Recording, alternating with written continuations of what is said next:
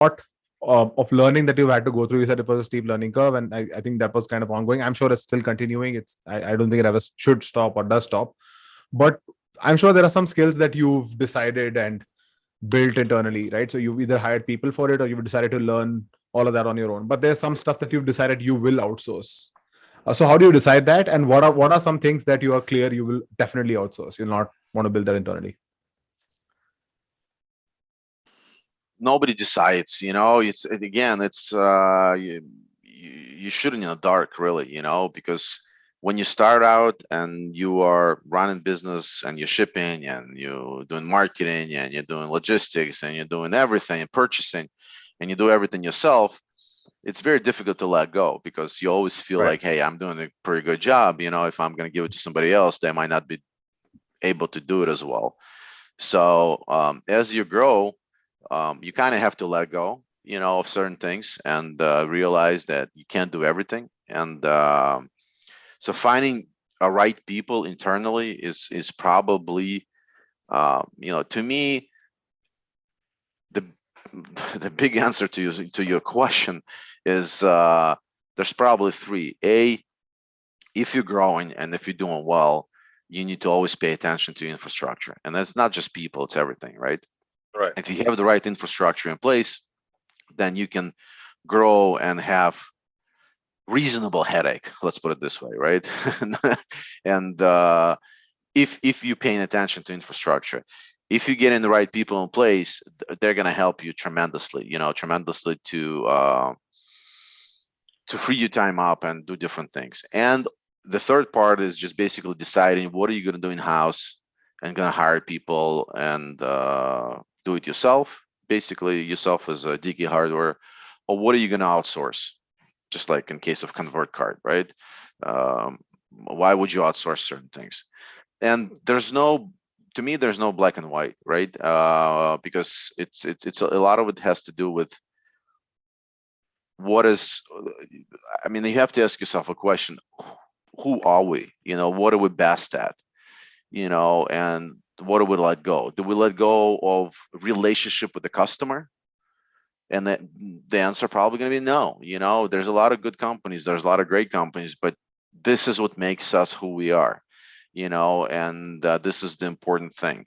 So let's keep the relationship in house. Let's find people, train people, and make sure those people take care of your customers, right? Do you want to do your own A/B testing? Maybe you do, maybe you don't. But after time, you sort of understand that there are people out there who are experts in this field, right? And you're not. I mean, you're probably doing a pretty good job, but it's very difficult to stay with the latest and greatest things that are being developed, and in IT world it's being developed every second. So even if you're doing a pretty good job today, but this is not what you do, this is not who you are, then find a good company and try to work with them. It's not always, you're not always going to be like your first time. You might go through different companies, and that's a decision. It's just I don't think it's a black and white. It's sort of trial and error. Certain things you try to outsource and you realize that there's just not. I'll give you a good example. Like SEO, right? So we used to outsource SEO, and we just never been very successful at having a robust company giving us good results in SEO. So at some point you basically say, no, you know what, content generation, all these things. And maybe it's because we're in such a niche business, where not just anybody can create a great content for hardware, specialized hardware products, right? Maybe it's something we have to do, you know. And in your case, if you're doing A/B testing, listen, there are guys who are doing it every day. They know this in and out. They're developing new ways, new technologies, new trends. They're on top of it. Why not? But it's I think it's trial and error. Plus, to us, it's been also um, continuation, if I can say that, right? So if we are working with a company like yourself, I know your people are going to change, and I know some things will change within your company, but there's continuation. DK Hardware working, for example, convert card. right?